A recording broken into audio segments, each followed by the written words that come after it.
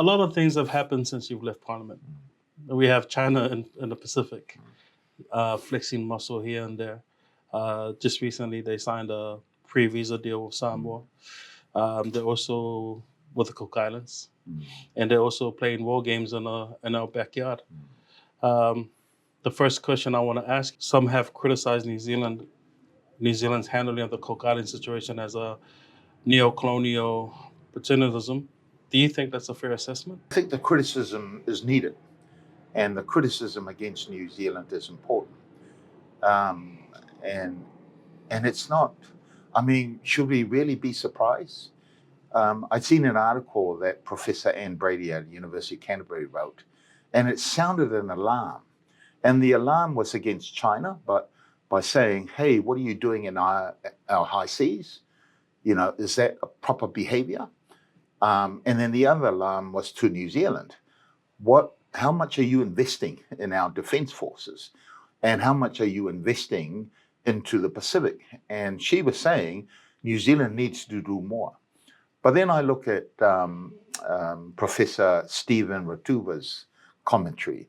His article was titled, "Is the behavior that we're seeing from New Zealand that of a delinquent juvenile or neo-colonial paternalism?"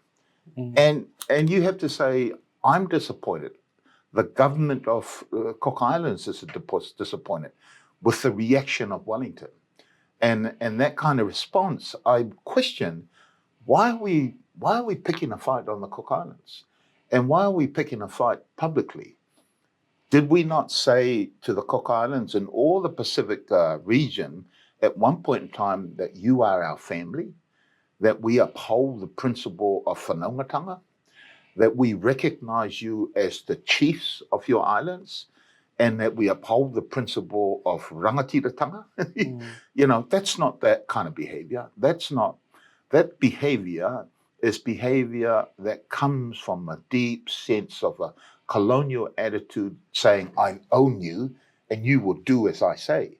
And so, you know, I've got some serious concern about that kind of attitude. And I know the Prime Minister of the Cook Islands is extremely disappointed because, you know, you have to look back to history.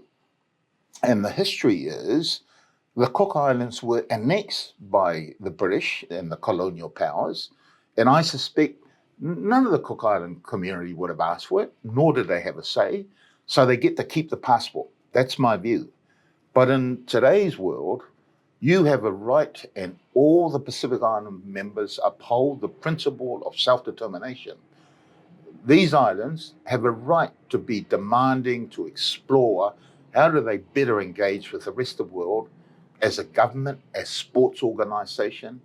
And so I favor, and I was involved in discussions with the Cook Island government during my time as minister, and I agreed, of course they should have a passport, separate from the New Zealand passport, allowing them to be full members of the UN, allowing them to be full members of the World Bank, and allowing their sports organization to be able to demand, as Cook Islanders, we should be involved in all of these other multilateral structures, whether it be in sports or in the workforce, etc., and not be lumped in as New Zealanders. So, and then of course, I'm a Samoan, born and raised in Samoa in many ways, who was taught by the elders of how important it is to be independent.